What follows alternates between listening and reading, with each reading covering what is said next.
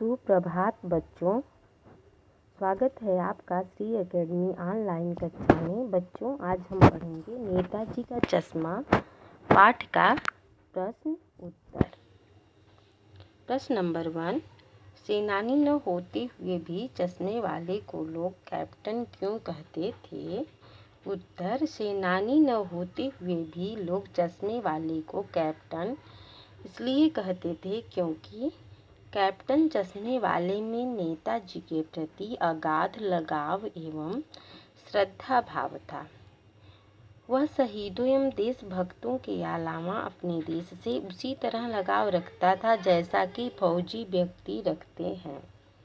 उसमें देश प्रेम एवं देशभक्ति का भाव कूट कूट कर भरा था। वह नेताजी की मूर्ति को बिना चश्मे के देखकर दुखी थे। प्रश्न नंबर 1, सेनानी न होते हुए भी चश्मे वाले को लोग कैप्टन क्यों कहते थे? उत्तर, सेनानी न होते हुए भी लोग चश्मे वाले को कैप्टन इसलिए कहते थे क्योंकि कैप्टन चश्मे वाले में नेताजी के प्रति अगाध लगाव एवं श्रद्धा भाव था। वह शहीदों एवं देशभक्तों के अलावा अपने देश से उसी तरह लगाव रखता था जैसा कि फौजी व्यक्ति रखते हैं। उसमें देश प्रेम एवं देशभक्ति का भाव कूट कूट कर भरा था। वह नेताजी की मूर्ति को बिना चश्मे के देखकर दुखी थे। प्रश्न नंबर 2, हालदार साहब ने ड्राइवर को पहले चौराहे पर गाड़ी रोकने के लिए मना किया था लेकिन बाद में तुरंत रोकने को कहा। क, हालदार साहब पहले मायूस क्यों हो गए थे? ख, मूर्ति पर सरकंडे का चश्मा क्या उम्मीद जगाता है? ग, हालदार साहब इतनी सी बात पर भावुक क्यों हो उठे? उत्तर, क, हालदार साहब इसलिए मायूस हो गए थे क्योंकि वे सोचते थे कि कस्बे के चौराहे पर मूर्ति तो होगी पर उसकी आंखों पर चश्मा न होगा। अब कैप्टन तो जिंदा है नहीं जो मूर्ति पर चश्मा लगाए। देशभक्त हालदार साहब को नेताजी की चश्मा विहीन मूर्ति उदास कर देती थी।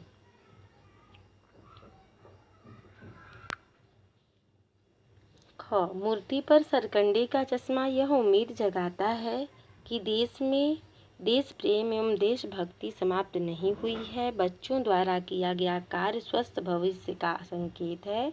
उनमें राष्ट्र प्रेम के बीज अंकुरित हो रहे हैं। ग, हालदार साहब सोच रहे थे कि कैप्टन के न रहने से नेताजी की मूर्ति चश्मा विहीन होगी, परंतु जब यह देखा कि मूर्ति की आंखों पर सरकंडे का चश्मा लगा हुआ है तो उनकी निराशा आशा में बदल गई। उन्होंने समझ लिया कि युवा पीढ़ी में देश प्रेम और देशभक्ति की भावना है जो देश के लिए मर मिटने को तैयार है।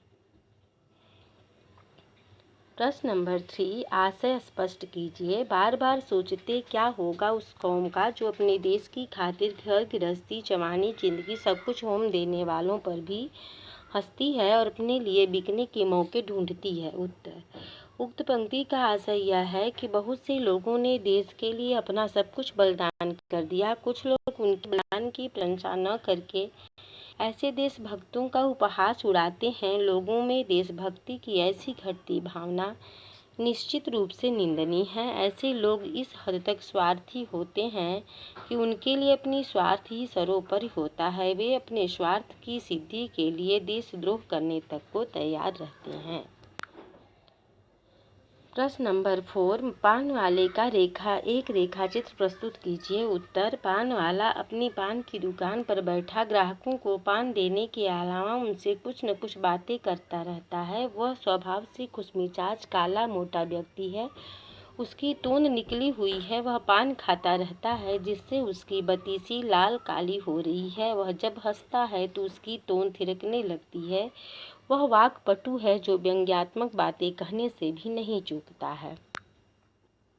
प्रश्न नंबर 5, वो लंगड़ा क्या चाहेगा फौज में? पागल है पागल। कैप्टन के प्रति पान वाले की इस टिप्पणी पर अपनी प्रतिक्रिया लिखिए। उत्तर, वह लंगड़ा क्या जाएगा फौज में, पागल है पागल पान वाला।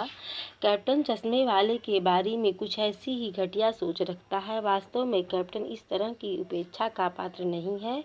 उसका इस तरह मजाक उड़ाना तनिक भी उचित नहीं है। वास्तव में कैप्टन उपहास का नहीं, सम्मान का पात्र है, जो अपने अति सीमित संसाधनों से नेताजी की मूर्ति पर चश्मा लगाकर देश प्रेम का प्रदर्शन करता है और लोगों में देशभक्ति की भावना उत्पन्न करने के अलावा प्रगाढ़ भी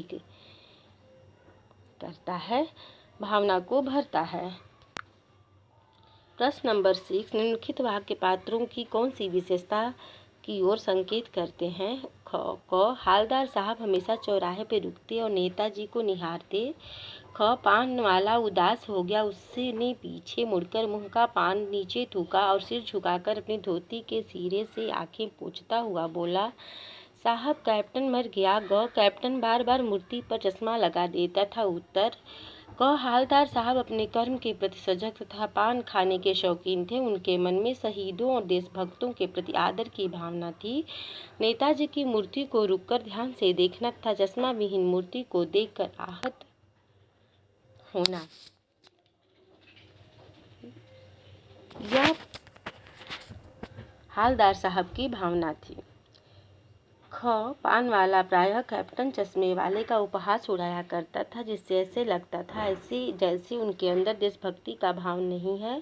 पर जब कैप्टन मर जाता है तब उसके देश प्रेम की झलक मिलती है। वह कैप्टन जैसे व्यक्ति की मृत्यु से दुखी होकर हालदार को उसकी मृत्यु का सूचना देता है। ऐसा करते हुए उसकी आंखें भर आती हैं।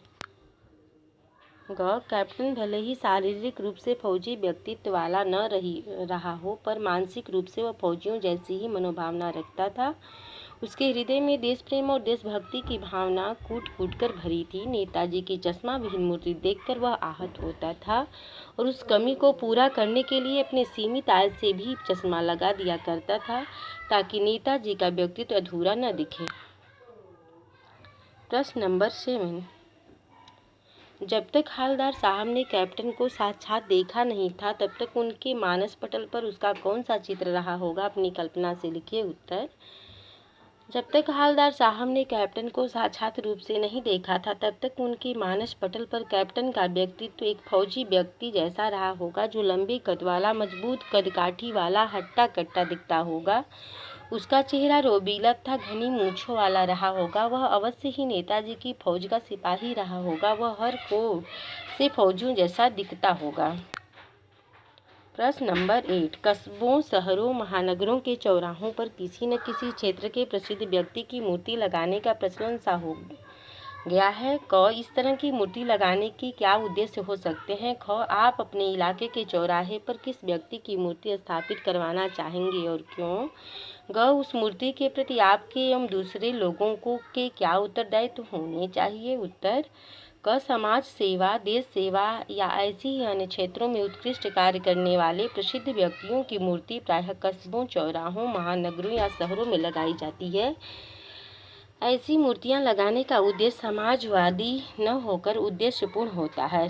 और ऐसी मूर्तियां लगाने का उद्देश्य सजावट न होकर उद्देश्यपूर्ण होता है।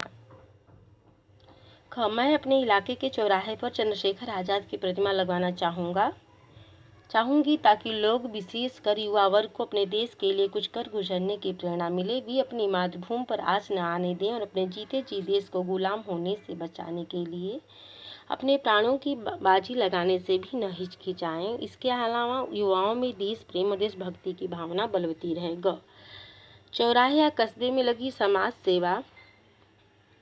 सेवी या अन्य उत्कृष्ट कार्य करने वाले व्यक्ति की प्रतिमा के प्रति हमारा तथा अन्य लोगों का यह उत्तरदायित्व होना चाहिए कि हम उस मूर्ति को सम्मान की दृष्टि से देखें। प्रश्न नंबर ख का उत्तर आइए पुनः देखते हैं। मैं अपने इलाके के चौराहे पर चंद्रशेखर आज़ाद की प्रतिमा लगवाना चाहूँगी, ताकि लोग, विशेषकर युवा वर्ग को अपने देश के लिए कुछ कर गुजरने की प्रेरणा मिले, अपनी मातृभूमि पर आँच न आने दें और अपने जीते जी देश को गुलाम होने से बचाने के लिए अपने प्राणों की बाजी लगाने से भी न हिचकिचाएं। इसके अलावा युवाओं में देश प्रेम और देशभक्ति की भावना बलवती रहे। ग, चौराहे या कस्बे पे लकी समाजसेवी या अन्य उत्कृष्ट कार्य करने वाले व्यक्ति की प्रतिमा के प्रति हमारा तथा अन्य लोगों का यह उत्तरदायित्व होना चाहिए कि हम उन्हें सम्मान की दृष्टि से देखें। सम्मान करना हमारा प्रथम कर्तव्य है। तो आशा है बच्चों आप सभी लोग इस पाठ के प्रश्न उत्तर को समझ गए होंगे। धन्यवाद।